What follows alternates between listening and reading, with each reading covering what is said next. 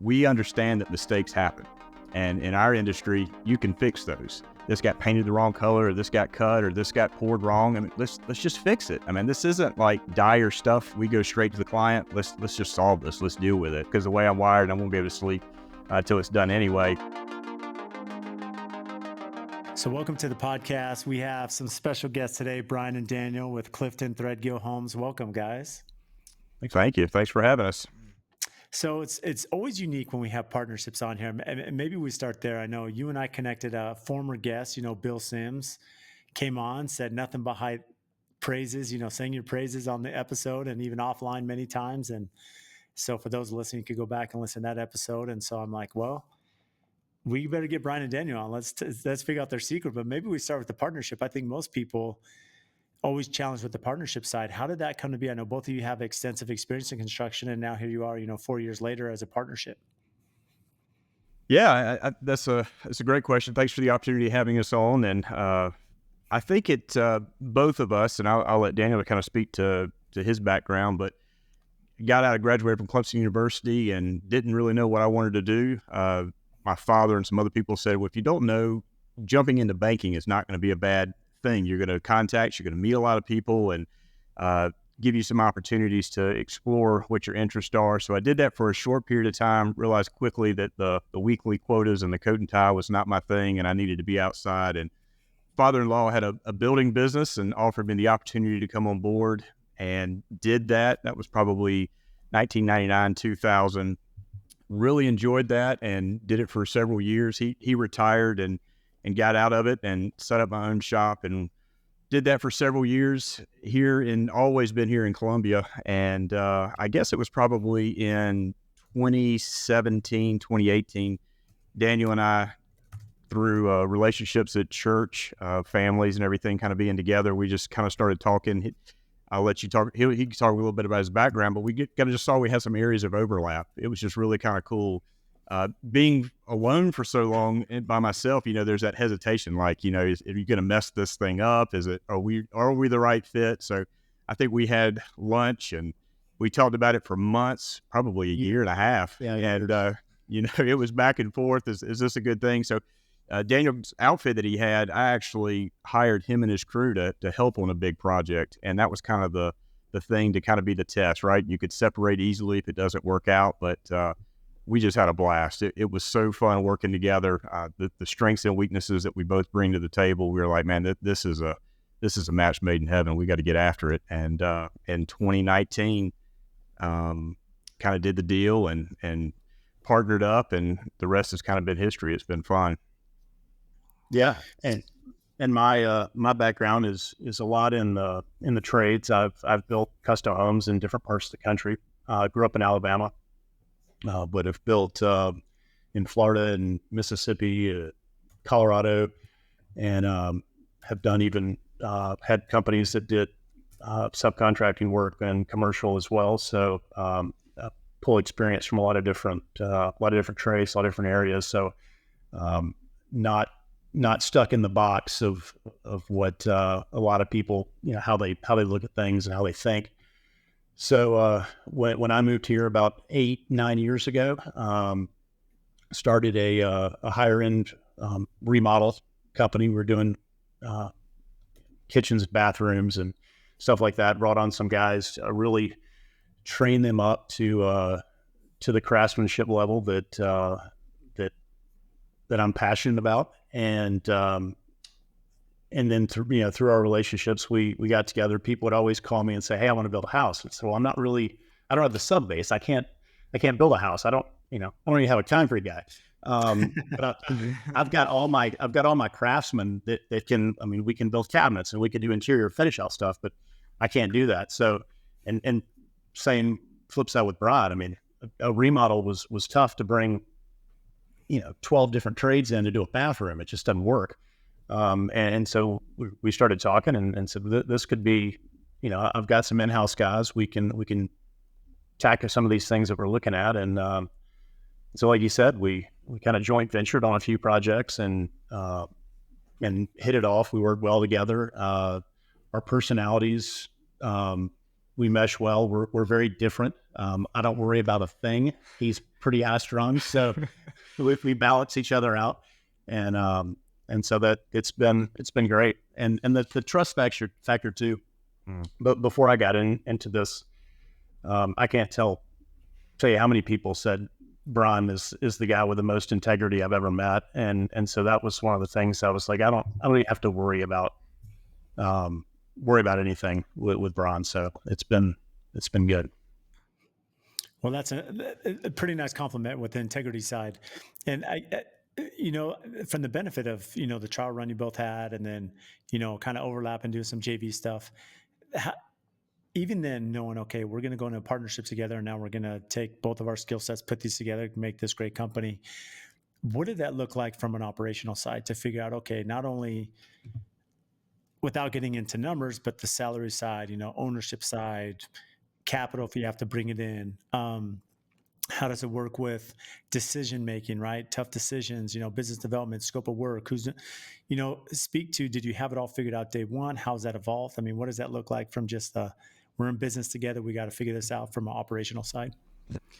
Yeah, I think that's great. And I don't know kind of how you're wired from a day to day and your personality. I'm kind of an ENTJ, I guess, on the Briggs Myers. So, I'm that commander level. I'm see problems. I'm going to tackle problems. I want to fix problems. As Daniel said, he's the one that's got to reel me back in. Like, it's not really that big of a deal. We're going to be all right. But just kind of when I hit the job site, and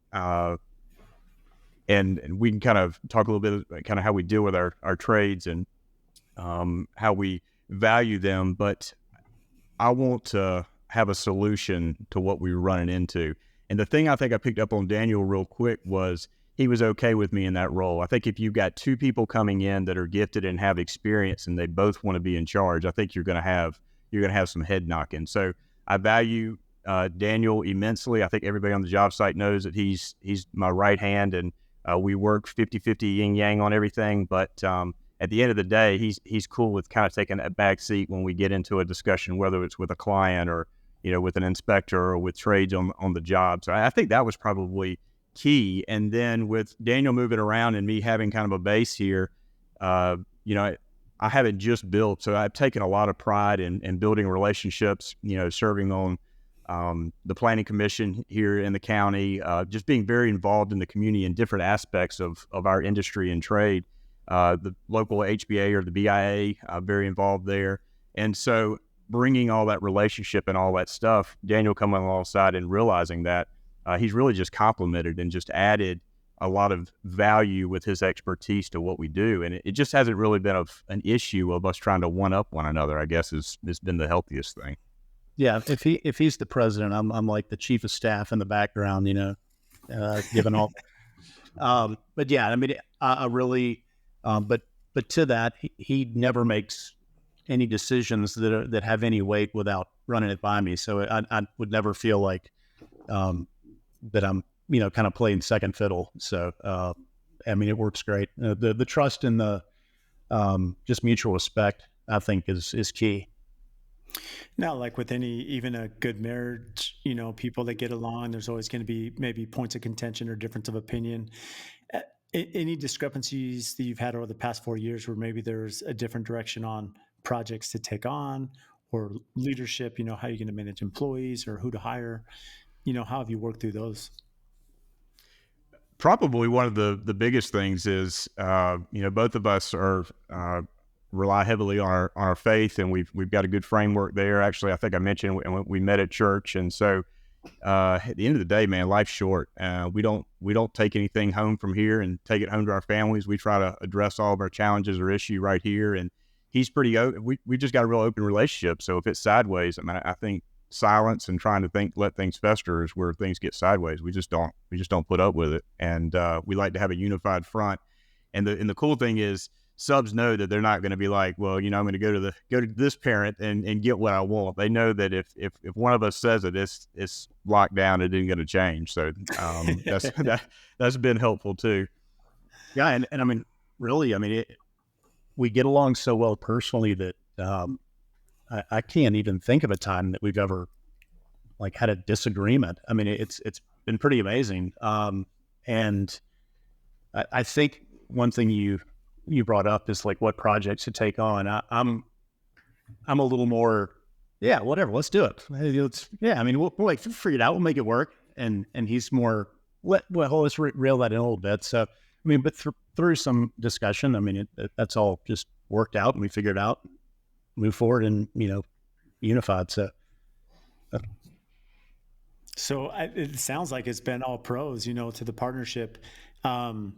Looking at it now, I'd imagine you do the same thing again, of course, partner up because you see the benefits. What are maybe some of the other pros? Does it alleviate stress? You mentioned you're kind of a good balance for each other. How does that work? Just having someone, like a sole entrepreneur such as myself, right? A lot of times you're on an island because you don't want to speak with any employees about stuff that's going on because you don't want to stress them out or demotivate them. And so in essence, a lot of entrepreneurs I speak with, you on an island. How does that benefit you from the partnership?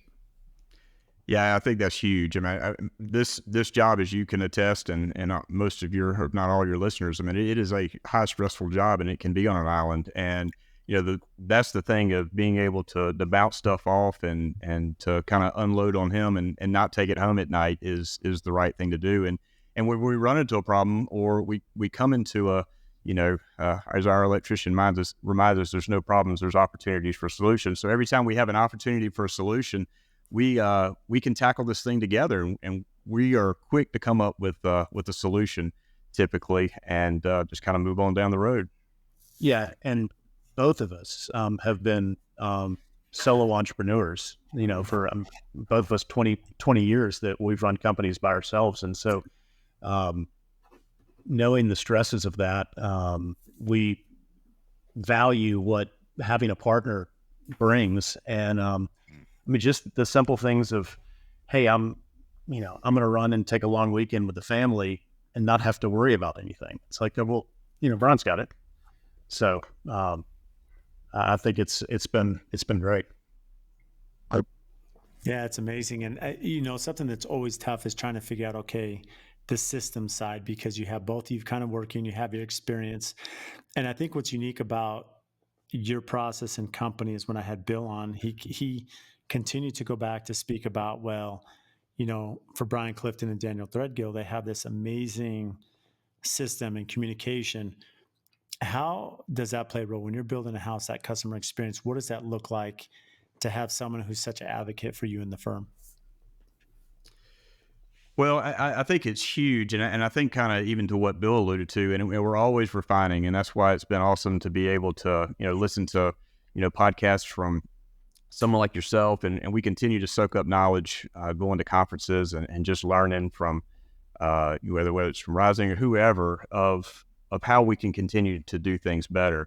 One of the biggest things that we did as we've continued to make this mindset, and we can kind of talk a little bit about maybe in a few minutes about our market, but we wanted to be the top end of custom building and the top end of our trade, not just from a price standpoint, but from a quality and an expectation. And we solely up to this point have worked on referrals. So if I don't have a past client that's referred and I can't call that client and say, I just got this name, is it legit? I mean, that's just kind of how we've been our mode of operation, and it's worked extremely well. That speaks volumes, but if you mess that up, you can get yourself into some trouble pretty quick. But one of the things Daniel alluded to when we got together and kind of recommended is we put in heavily a pre-construction process. And so when we start meeting with clients, we tell everybody, this is kind of a first date. We want to see whether we're compatible. And, there's a lot of builders out there and there's a lot of clients. And if we're not the right one, we want to give you information so you can make the best decision for you and your family. And after that, and then going in, we design in-house, do a lot of our own house plans in-house, and then price them out. We give them a package, and that's kind of like the next phase. So here are your plans. They're permit ready. This is the pricing. This is your package to go to the next step. Do you want to go to contract, or do we want to just shake hands and you go about your way? To date, that's never happened, which is a blessing. But I think it's just making sure we're defining things with great detail up front. I mean, if we tell people, I'd rather take 4 to 6 months in that design, in that pre-construction phase, just figuring out whether we're a good fit versus hurrying and getting to contract and starting a build. And then we're like, what in the world have we gotten ourselves into? Well, I noticed even on your website, it's like meet, design, build, and you mentioned that pre-con process. I think that's unique in the sense, not so much the pre-con process, but you mentioned that pretty much they're all referrals. I mean, you made this comment, and many builders and many of us in any field are trying to figure out their ideal client and how do you market to them, and then how do you vet them, and it's the interview, right? And you're trying to get to this common ground. How definition of success? I mean, how have you got to a point where in such a quick amount of time you're operating, and maybe this is part of your market too, Bryan and Daniel, to speak about their South Carolina, but how have you gotten to a point where you do have amazing projects that are referral? Because sometimes you may keep a client super happy, best friends, you do this amazing custom build, their friends building, but maybe they're just doing a small renovation that may not be your scope of work. So how have you essentially defined this amazing pre-con process and relationship with your clients to have the ideal client through referral? Yeah, I would say it's been years because, I mean, while we've been together for 3 or 4 years, I would say it just goes back to being in the community, investing in the community, doing life in the community, not being just about being a great builder, but being a great everything, citizen, great team player as far as with the organizations that we're both a part of. And so I think a lot of that alludes to it. And then when you build a good house and you've got that recognition and we do things the right way and they're at a cocktail party and it's like, man, kind of like Bill alluded to, I mean, golly, Pete, it was the worst thing ever. And Bill's like, dude, we had a blast. It was like the best thing ever. I mean, Daniel and I love what we do. I'm sure you love what you do too. So it's like, if we love our job, how do we let that spill over to our clients to where they can appreciate and love the process as much as we do? And at the end of the day, it's, they just can relay that better than we can. We're not having to sell ourselves. They're just kind of putting it out there. And then when we get the opportunity, we just see if we're a good fit. Yeah.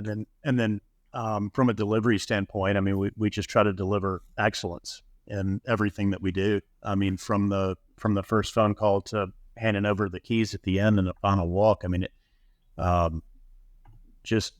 the details, communication's huge. We try to over communicate, manage expectations from the beginning so that there's no letdowns, no unforeseen things that come up. And I mean, we found that if people know what's coming and they know what to expect, then, I mean, they stay pretty happy. And this is something that from my side, I feel has been more of a push now, is that our goal with every project, and you mentioned this, Daniel, is that when people know what to expect, right? Essentially in the driver's seat, like I'm really big that I always teach our team, we need to always be playing offense, right? That when you get in a defensive position and essentially you're countered, and what I mean by that is like anyone understands this analogy that if the client's saying, okay, Bryan Daniel, what's next? Why isn't so and so on site today, right? Why did this not happen? Where's this? When they feel they have to micromanage you and you're in defense mode because you're just trying to defend the position, you haven't done a really good job playing offense, presenting the information, whether it be the schedule or the update and, weekly videos like we do. And so one thing that I've come around on is that I've seen that by giving the client the schedule, our benefit will, one, okay, there's something we have to live to as an organization, right? We have to keep the schedule. They're going to be tracking it. That's really important. But when the client comes in and wants to make a big change, it's easy to say, here's how it's going to be impacted. You make this change, here's the cause and effect. The problem is with most builders, you go through all these changes and by the end it's delayed and you haven't communicated why you're delayed. And then it's this finger pointing game and how do you prove that the client delayed it? And, all these different aspects. But if you have the schedule there and then it pushes out, client can make that executive decision where I want to be. So from your definition, Daniel, how's that been just a transparency from you and clients that say, this is our process. Here's how you give them essentially the good look ahead of what's happening. Yeah. So, I believe you use Builder-Trend as well. We've been on Builder-Trend for 4+ years now. And, initially, we're not using it to its full potential. When we first got together, we were so busy. I mean, it just blew up and just dealing with the day-to-day tyranny of the urgent. And so, like you mentioned, we were in almost defense mode, not as much with the client, but with the just with the management process of subs and just, it was coming in the morning, looking at the whiteboard, like, all right, what do we got to do today? And about a year ago, we just kind of drew the line in the sand and said, if we're going to keep paying for Builder we probably ought to use it, and really committed to using it to its full potential. And that's been a game changer. We've done a ton of training with our coach, and now we're using the schedule daily. We're tracking everything. You've got the client portal where they can see where they're at, where their schedule's at, when things, if you've got a weather delay, they see that. It's been huge, and we show clients that in a pre-construction meeting so that they have an understanding of what the process is going to look like, what their schedule is going to look like, how they're going to be able to interact with their client portal. And so, being able to utilize that tool to its fullness has been huge for us, because now we can focus on business development and not as much what fire do we have to put out today. So. And then from that aspect, when you mentioned the owner portal, your market, are most of your clients primary residents? Are they secondary? I mean, are there unique, attributes about your client demographic where you have to have software like Builder-Trend to help you operate? No, they're all primary. I mean, we don't really, this market's not really a secondary market. I would say that we do have, and we have had some clients that are from out of town. We've got one lady that comes to mind, and she's kind of in commercial construction. She was in Atlanta. We went through the pre-construction. She knew her stuff, and we were like, we'd like to get a playbook before we start, to where when you show up the day we hand you your keys, it's exactly what's in your mind. I mean, we've got to get it to that point. I think she visited the job maybe 4 or 5 times, was it? I think, yeah, about 4 or 5 times. Yeah, 4 or 5.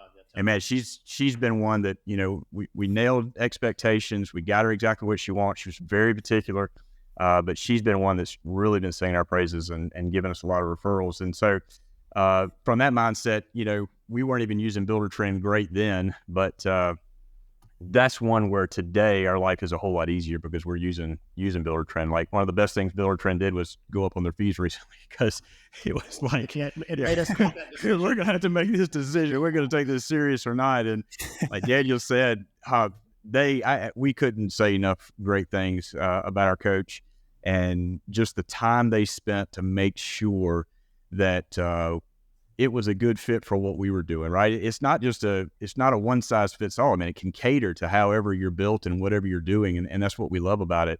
And they have really helped our employees and ourselves use it to where it is actually a tool that's helping us be so much more successful now. It's incredible. And I think what's amazing is, like, in 4 years, I think it's pretty rare to have guests on that have been in business 4 years and have already done what you've done in your local market.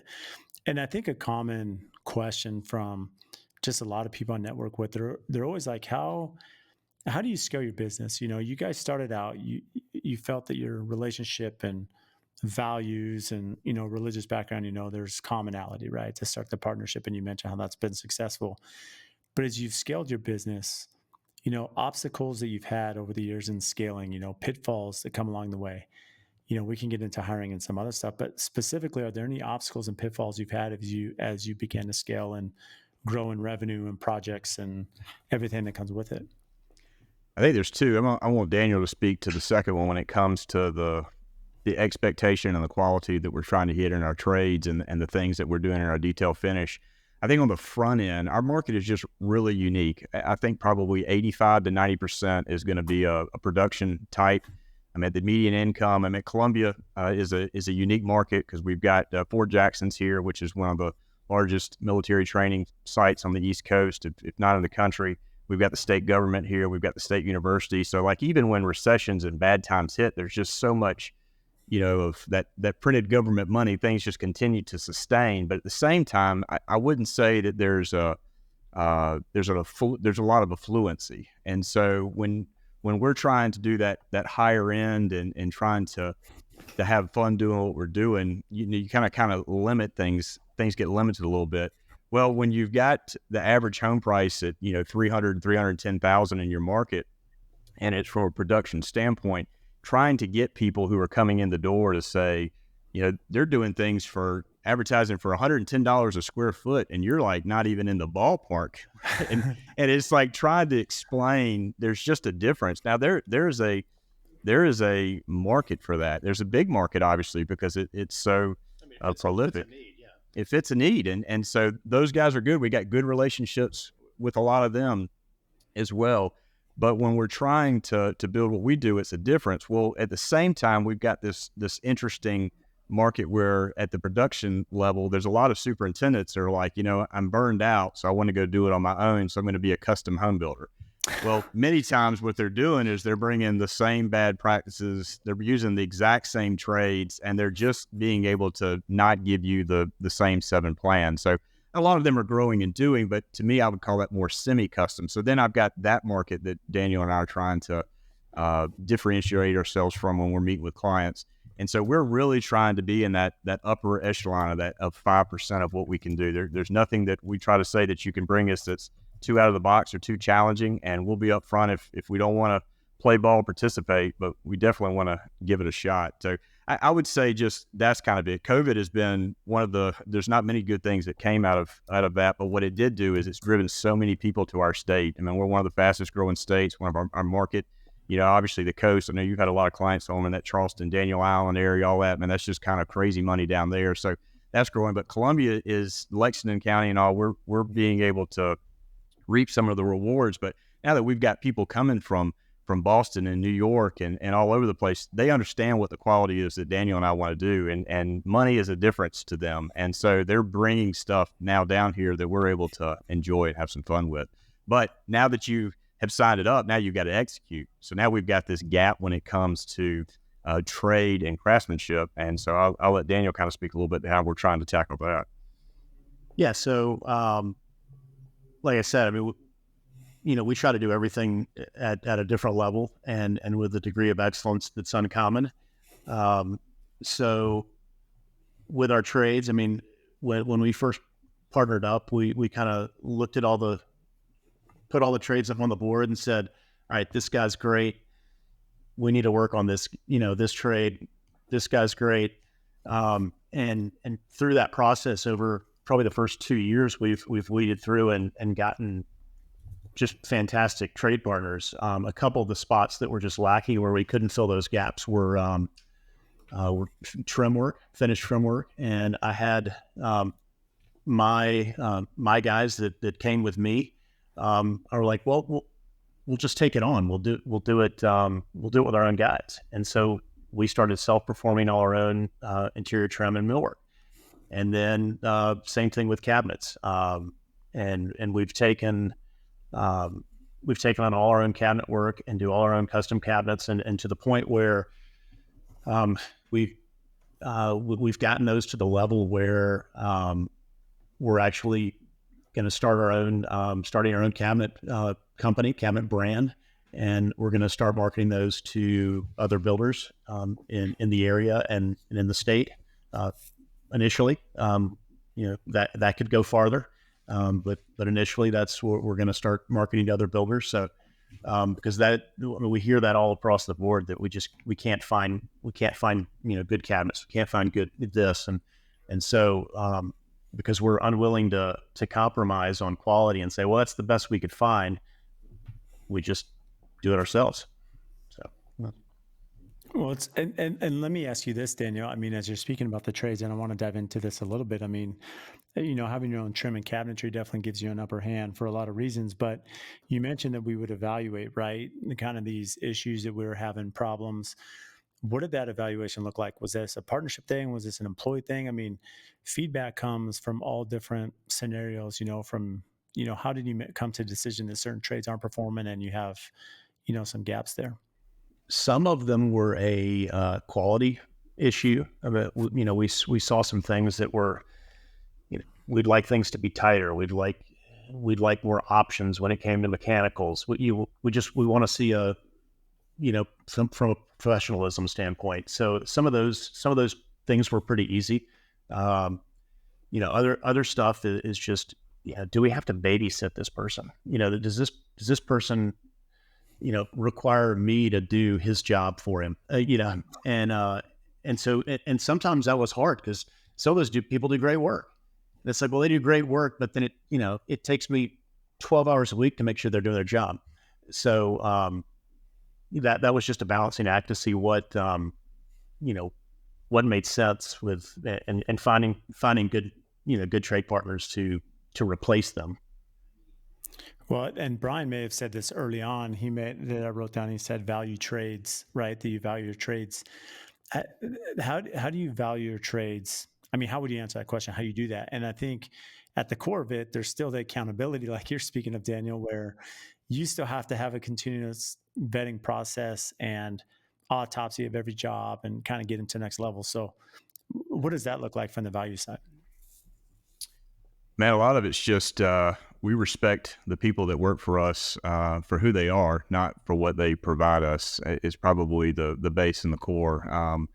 We try to motivate them daily. I mean, that's something that you've got to continue to remind them that they're part of the team. I think it's talent wins games and teamwork wins championships. I think it's the way that Michael Jordan put it. And it takes a team. I mean, so, Daniel and I are sitting here in the office and we've got Steve and Dylan and Manny and David out there, some of our core guys that are getting after it on a project today out on the lake, and the wind's whipping. So we appreciate what they do and what they do for us. And we remind them of that often. I think, even when it was funny listening to Bill, when he was on your podcast a few weeks ago, and it was something listening to him. We never had those conversations when we were building this house, which was awesome. But it was kind of one of those affirming things, because he does this for a living, and he's like, you need to do this, you need to do this. And I'm thinking, listen, I'm like, golly, Pete, we do those things. That's pretty awesome.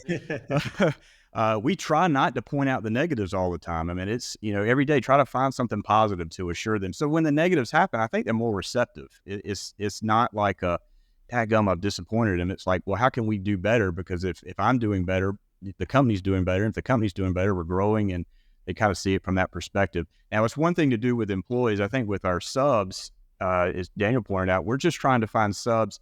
One of the key things to me is if a subcontractor that we have a relationship with, if the owner of that particular subcontractor outfit is not on the job site kind of when things are happening, it's a little bit of a red flag to me. Like, I don't want them just, all I see is crews all the time, and I don't see them, because I just don't think that they have the buy-in. They understand what Daniel and I are trying to do, because we're trying to be so so uncommon and so different. If they're not appreciating what we're trying to do, and there's this big, I guess, separation or void, then I just don't see how it's going to work. So one of the things that we like to do with our subcontractors is the owners of the company are very involved, and they're on the job site. Whether they have a tool belt on, that's one thing, but they're definitely a part of what we're doing, and they want us to be successful as well. I think it's because of our trade, because of our subcontractors and those guys that work for us that make us who we are. We're actually, and we're nice. I mean, it's like, I mean, it that sounds so silly to even say that, but it's like, we talk to guys. No, we talk to guys that are like, oh, yeah, we're so glad to come to your job. I mean, there's jobs we just dread going to because the guy just, yells at us all the time. And why aren't you done? Or, I mean, so just treating people like human beings and just being kind to people, it just goes a long way. I would say I think one of the things that sets that off is a lot of our subs, I'll get phone calls at random times, and these men are like, I've got this accounting issue. You think you could, or I'm having this issue at home with my wife, or dude, I've got this. And so it's like they're wanting to do life. It's not just, I got to get this couple 100 square foot of tile down and we've got this problem. And so I think that's the kind of thing, as Daniel just alluded to, is, I mean, we're just nice, and we treat them like the men and the women that they are, and not just as labor. Well, it's funny that you both said you're nice, because essentially you were just speaking about that it's about people more than product, right? And so I think there's just an understanding that you have at the core of how you communicate with people. And I've seen this happen in certain aspects of any organization, right?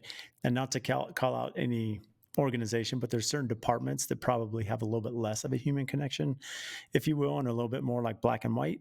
And what you find is that the companies that are really successful understand the human connection, that human part of it that plays a big role, and treating people kindly. It's funny because I had a client that we built for, and definitely older generation, and he would always be like, you need to be screaming at these people on these subs like all day long, you know. And I'm like, man, I'm just sitting here thinking, like, from operating our company, like, you get so much more when I'm saying, hey, Bryan Daniel, I'm in a bind, we made a mistake, I need your help. I mean, whatever it is, right? I need your guys' help, as opposed to calling you out saying, where are you guys? They haven't been here in 4 days. Like, you know, there's a lot more camaraderie that happens, you know, when you're able to negotiate and just have a connection much deeper than just a transaction being handled.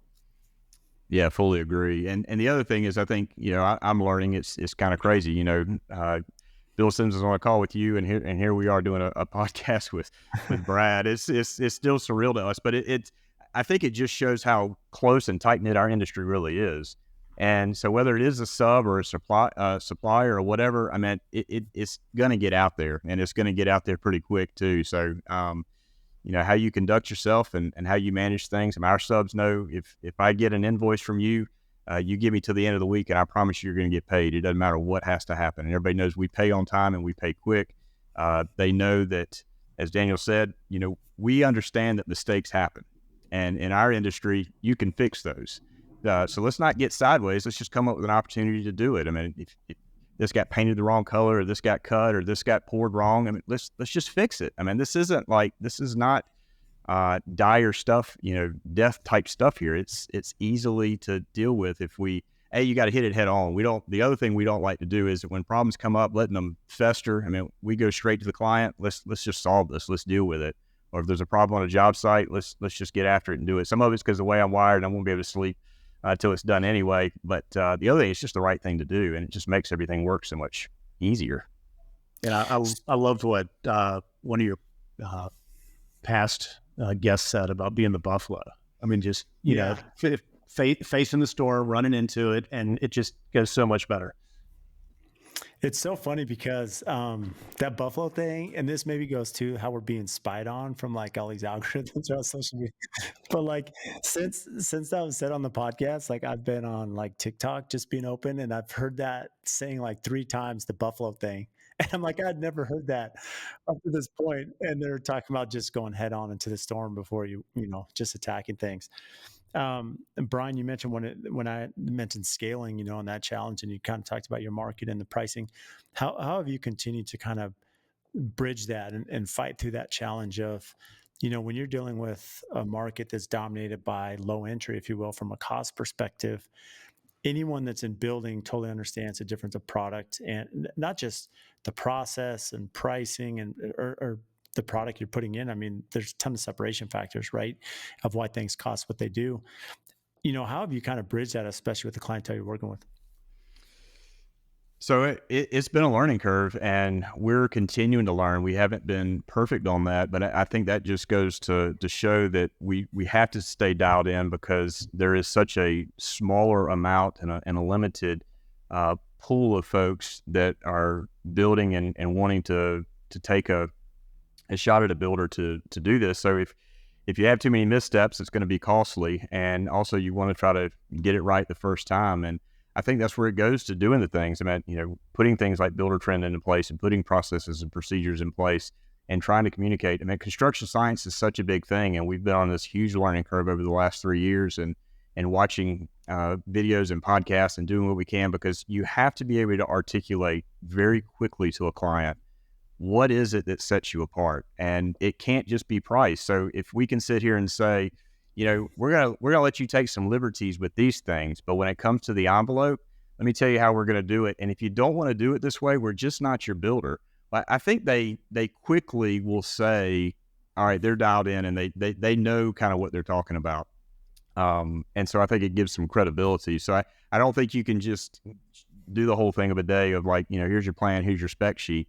I mean, home building is becoming more and more complicated. And I think clients think a lot of times, depending on their level of knowledge and how many times they've built, you know, HGTV and that whole world is giving them some bad information, actually, a lot of time, to where they have unrealistic expectations, or that things can be done at a quicker or cheaper level or whatever. So it's almost kind of having to retrain and do some of those things at the same time. So Any secrets you guys have had to the hiring process? I probably our last one was good, and it's funny because he actually worked on a crew for a very long time, and it was just one of those things that he kind of set himself apart. And Daniel and I just both kept talking like, man, it would be awesome if if he was under our roof and Working from the sun. steal him away from it. Sub. It actually happened to be his brother, but yeah, it was a year ago, and sat down and had breakfast with him and just kind of talked through some things and just took it slow.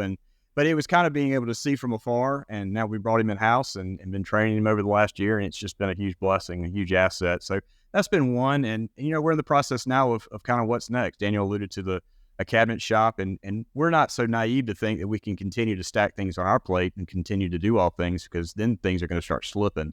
So it's, who can we get to help us with this need and to make it kind of get to the next level. And then even on the building side, of potentially bringing somebody else in to help. So we're looking, and it's a scary process, but always looking to kind of see what's out there and who we're already saying, that person has got some unique qualities. I wonder if they'd be interested to kind of be a good fit here with us. Yeah, I was just going to ask, because, and maybe Daniel could speak to this, because there's a difference between you guys operating as a general contractor, from a management perspective, as well as hiring some skilled trades for the cabinetry and trim department. How does that work? Just the balance between hiring between the two different companies?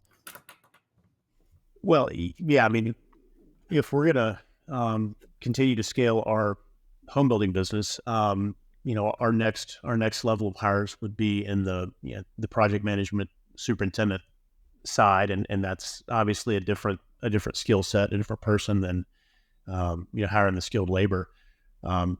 So it would just be and I think we don't really have a process to do that. I would love to hear your suggestions for that process. We've just been fortunate to I don't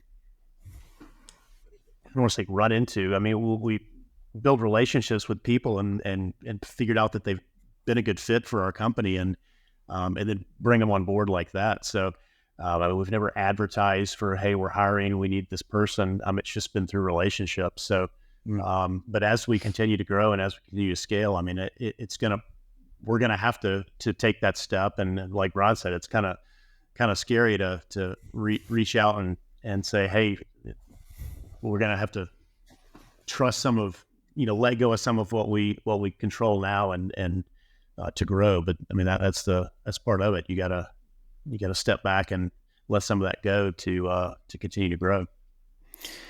It's funny because I've given that a lot of thought too. I mean, as I look how we've scaled and grown over the last 11 years now. One thing that I didn't realize early on that we've been doing a lot more now is, at the core to what you're speaking of, Daniel, same for us, right? It's relationships. You're making contacts. You're meeting people, and you never know how those relationships kind of play. And again, partner up like you and Bryan did, and essentially partnerships or hires I've had are people that I've known or communicated, and then, hey, a position opens, there's opportunity. Okay, let's meet. But even outside of that, as your company does scale and grow, there's a limit to your network or bubble or whatever it is, right? And what we found is, what we've been doing, especially last year, is we're always interviewing, even if we're not hiring, right? So we're always interviewing.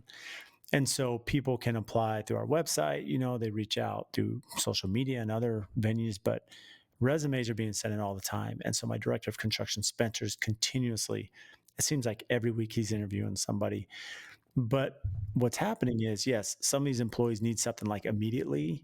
And so it may not work, but some have a little bit of time depending on where they're at what stage of life or career, right? And so we found that, yeah, we've had this like database, if you will, some amazing talent. And then the minute our company's ready from an opportunity or project, or, as we're getting to next level, you're cherry picking, right? To people that we've already built relationships with. We've already interviewed them. They've already essentially passed the eye and culture test and experience test. And that's been a huge success, is to continually be interviewing all the time, even if we're not hiring. And then from your guys' side, business development, you mentioned that your market is a little challenging just with pricing, but you've bridged that, like you've overcome that hurdle, if you will. Where do your leads come from? Is it all referrals we kind of talked about earlier, or are you finding any coming from other avenues?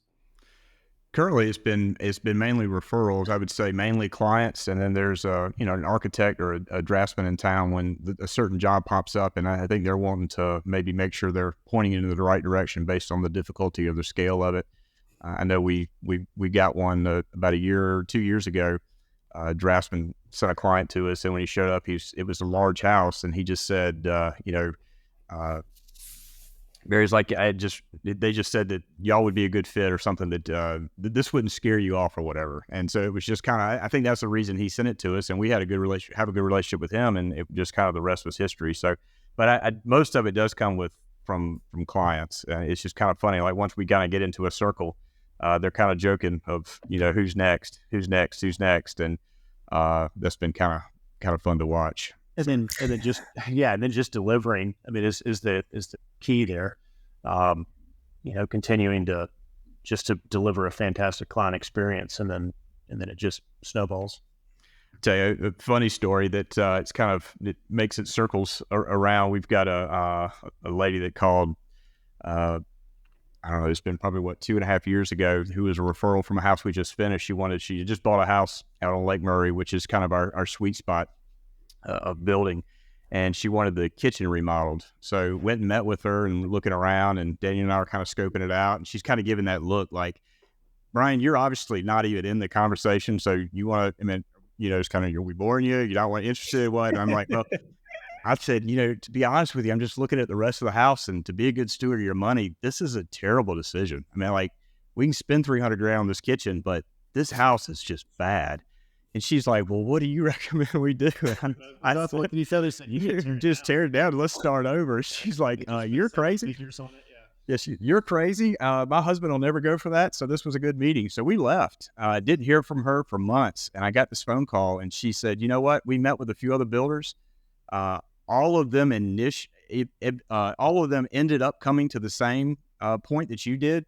You just did it quicker, and you let me know. So I'm going to give you first shot. So what do we do? And I said, well, I mean, if we're going to tear it down, first thing we need to do is design it. And we went through some fun iterations of designing it. First she's like, 23 or 2,500 square feet kind of living is what we needed. We ended up drawing them and finished designing about a 7,000 square foot house, and they ended up signing up for it. So the joke on the street was, only Bryan can walk into some of these kitchen, turn down a $300,000 kitchen renovation, and walk out, tearing down and building back a 7,000 square foot house. So it was, it was fun, but we loved it. It was the right thing to do, and the client is over the moon happy about it. So, well, at the core of it is the principle, right? That, being a good steward of your client's investment, that even if it meant that you're walking away from that job lead, by putting the client in, at least giving your professional opinion and say, yeah, we could do this $300,000 remodel. We could probably make good money based on our, doing the kitchen, because it's, a good product we're putting in. But at the end of the day, you're not providing value to the client. Yeah, you're not ultimately going to be happy. You're not going to get what you ultimately want. And, we even kind of broke it down. We said, you put this money into this house, it's not worth what you got in. You could tear it down. We could build you a new house, and it'll be worth well more than you've put in it. So just from a value standpoint, it made sense. Yeah, I've seen that become very successful from our side. When people have called and I'm like, hey, there's someone that's a better fit, you're definitely going to win over some fans that'll be fans of, Clifton Threadgill for a long time. How does end of year look like? I don't think I've ever asked anyone this, especially on a partnership. And what I mean by that, you're going to have to, whether it be bonuses or incentives for employees, is this something that both of you sit down? I mean, how do you evaluate current employees and then come to an agreement based on, how you close out the year and on performance? Yeah, we do that together. It's a fun process. A few things that we put in place. I guess this is kind of going on year 3. We just realized we've got that awkward downtime that happens from, Christmas Eve to the day after New Year. So we let all of our clients, we let all of our vendors and subs and our in-house employees know we're going to close down on Christmas Eve, and we'll see everybody on January 2nd. We pay our guys as they were here, and we just want them to enjoy their families, recharge their batteries, and come back next year. So we'll kind of go through the goals that we've met with everybody. We'll do some performance appraisals and adjustments as needed with our in-house guys, and then do some Cersei's, usually take them out to dinner and do some stuff just to kind of show that appreciation. I think that probably one of the things that Daniel and I do, though, is I think if you do that for Christmas only, end of the year only, I think they kind of see through that. And I think that's what we try to do all year long. We started something recently, a little while back. Friday mornings we're all at Crackle Barrel. Whoever wants to come at 7, we'll pick up the tab. Let's just sit there and have breakfast together and chill and kind of get together. Try to do lunches with them. Talk about life and what's going on. Because a lot of times we've found with guys, it's like, if their performance is slipping or they just seem off, if you just take them to breakfast and what's going on, man? How are you doing? I mean, how's your wife? What's going on with your kids? And you find out, and they're just a little depressed, and then just getting it off their chest, all of a sudden, their performance improves. And we don't do that to get more out of them. I mean, but it that's a fantastic benefit of them feeling better and being happier. So I think that's a big key, is just kind of like get back to that same point of just relationships and treating people like people. And I would say for our goals that we've set, we've hit those this year. Things are looking really, really good for next year already, but we're kind of stuck at that next level where we are. One of the things, and we don't have a ton of time left, but that's probably where we're wanting to reach out and to ask the questions of what's next, right? I mean, how do you get to that next level? As you alluded to earlier, I mean, social media has not been high on our list, and the website hasn't either, because we've just been getting after it. When you got referrals, you don't need to, but we realize that we can only sustain that, so it needs to be a priority, just like Builder Trim was. We're gonna have to stop and say, guys, we're gonna have to make this a priority, and if we're wanting to take on more clients and offering that next level of hires and some of that kind of stuff. So probably just from your standpoint, when you look back when you got started and things were going, when things were growing, what was probably some of the most beneficial things for you to kind of get it to the next level? Yeah, it's a really good question, Bryan. I mean, I think there's a lot of different methods to take, but something that took me a little bit too long to understand was really, relationships. You hire the right people, you got the right people on the bus, that's great. But I don't think I spent as much time understanding that are the people in the right seat on the bus, right? You had the right people on the bus and then the right seat. And, from that organizational perspective, to really understand how that baton's handed between the organization and who has what role and how's that defined, and having clearly defined roles for their position is really important. And then more importantly, understanding, are they in a position that best suits their skill set? And to build the organization that we wanted, there were just some gaps, right? There was some, you think of like a really good PM that's going to be out there driving scheduling, like who's doing the scheduling?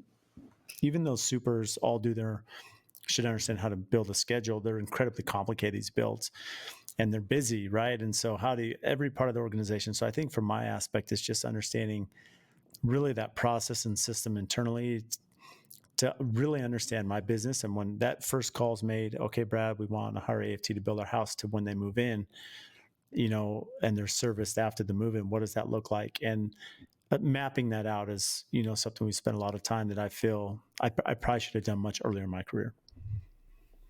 Yeah, that's a good word. And those are some of the little things that we're even thinking through now. I mean, it's been fun talking about all the successes, but we've had a lot of, some stumping our toes along the way too. And I think those are the things, that those moments when either a client's called out something that they're not happy with, or run into a problem with a sub, that we've just kind of stopped and said, let's just not sweep this under the rug. Like, how did this happen? Why did it happen? And how do we prevent this from happening again? So let's stop and fix it now. And there's probably, when I just said that, I'm sure there's some flashbacks coming to Daniel's mind, that for the sake of the podcast, and in case those clients listen, we're not going to call out, but I'm forever grateful for those things, right? I mean, they were embarrassing. It was egg on their face. But if I had to go back and thank the clients, I'm thankful that they happened, because we're better because they did. Yeah. I mean, for a client to point something out and you're like, how did I not see that? Or how did that even happen? Why is there not a process in place to prevent that from happening? you quickly put that into place because we don't want that happen again. So It's all of our funny you clients. said that. No, go ahead. I was just going to say, because based on the podcast and the recommendation from Bill, I'm like, I don't think these guys have any issues or have any problems. So.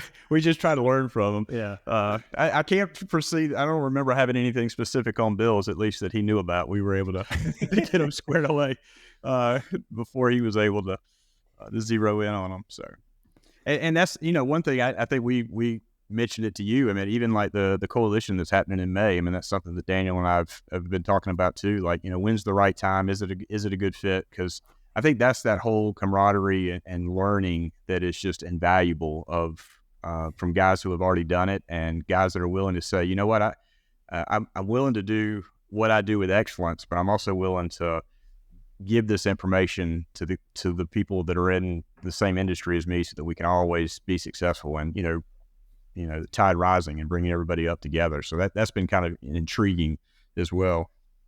Well, I think along that point, you make a good point. I mean, Bryan, some of us, yes, you may be in a Build at 20. It's kind of elite group. I mean, you're getting some of this mentorship in a way. The reason we started the summit was because there's a lot of builders don't have Build at 20, or maybe their company's not in a position. They're young companies that you're still building up. So one angle is not just the content, the contracts, the documents, all the stuff to run your business, and cash flow and all, scheduling and client expectations, everything we deal with.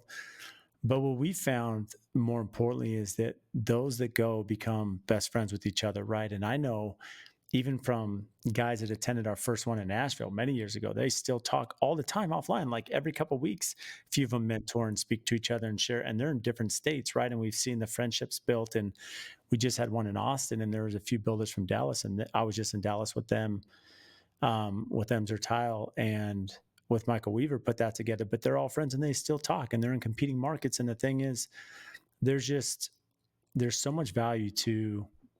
I get so much on this podcast, speaking with you, Bryan Daniel, that, little things you'll say that we'll pick up on, and there's just so much overlap, and without having someone to call and that cell phone number, you just don't know to ask. And then that way in the future, when you have this question come up, I got a contact, I'm going to ask right away. I'm trying to do a partnership. I'm calling Bryan and Daniel because they can help me through it. Yeah, that's cool. That's a good word. So what do you guys do for fun? We're in two different stages of life, which is kind of interesting. Yeah, he's a recent empty nester, and I've got, like you, 6 kids, from 20 to 1. Wow, that's bigger than my spread. and so yeah, my oldest just got married, and wow, and so, but I like I play golf a good bit, and I like to hunt, and then just spend time with the family. It's incredible. Yeah. Yeah, and my wife and I, we were high school sweethearts. Went to college together and got out. We've got my youngest, my son's at Clemson now, and my daughter's a junior at Anderson, both doing really well and excited. So my wife and I are just it's been fun. We're learning how to just to be us again, and having date nights all the time. And I tell Daniel, it doesn't matter how bad our day is, I always almost feel guilty at the end of the day, because I'm going home and Kelly and I are trying to figure out what's for dinner, and Daniel's going home to a house full of screaming kids. It's just always like, man, I don't even want to feel guilty. Yeah, it's funny. Well, we're basically the same age, and at way different stages of life on the family front. So it's well, we just got to work a little bit. Hopefully football will turn around Clemson, right? Hopefully next year's the year. Yeah, next year's the year. Yeah, Devin's doing some good things, so hopefully it'll bounce back. But Daniel's a big Alabama guy, so it's been fun here in the office over the years. Sorry. Yeah. Pretty good run. Alabama's been on a pretty dominant run for quite a while now. So, and they just snuck in again, taking out Georgia. So, yeah, I'm a big football guy. I mean, even though I don't live in the South, I wish it was a little bit more. I grew up in San Diego, living in Phoenix. The fanfare is pretty fair weather all the time. So it's pretty unique when you get to see kind of the South and how they appreciate football. It's a little bit different than us out West. So we had to schedule projects around it. It's what rules the day around here. Yeah, well, that's amazing. Well, best advice you guys been given? Best advice. I mean, probably, and a lot of it's come out, I guess, in our call today. My dad is has always told me just to treat others as you want to be treated. And he's a very successful business guy, and just I learned a lot from him. And I think that's probably one of the cores of everything that I do and we do here as a business. Yeah, and for me, it's my grandfather, my mom's dad, who was my hero. When I was young, 12 or 13. He sat me down and told me that whatever you do what you say. If you tell somebody you're going to do something, do it. And he owned his own business his whole life, and he said, I don't care if it costs you money, do what you say. And so that's what we try to do. If it's the right thing to do and it costs us money, we're going to do it. It's the right thing to do. And so I think if you live like that, you don't have anything to worry about. Yeah, I love that. And for those listening, how can they find you guys? How could you find us, guys? You can go to our... You'll have to talk to one of our referrals to get in.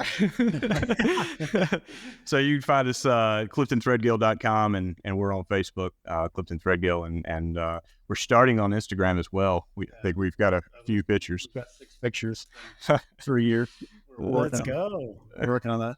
It's better than my personal Instagram. I've had a personal Instagram for 10 years and haven't posted a picture. So at this point, it's like, how awesome does that first picture have to be after this long? It can't be just like, oh, here's my eggs from breakfast.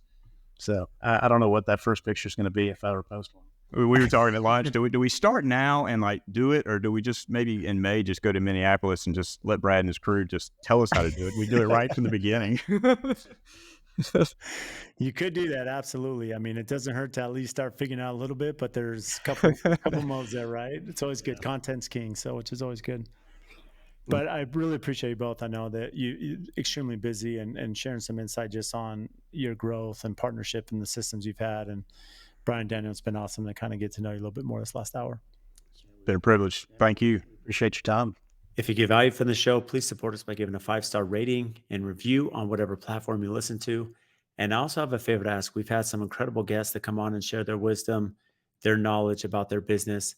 So if you have friends or family members that could benefit from those episodes, please share it with them, as well as any other business owners that you're networking with that could get value from the podcast or certain episodes. Please share those as well. Again, subscribe, make sure you're following. Any questions that you have, topics. We've had listeners reach out about certain guests that we should have on the show. Again, brad.l@aftconstruction.com. Email me for topics to address, guests that we should have on, and even if you think you'd be a great guest for the show. So again, thank you for all your support, and we'll see you next time.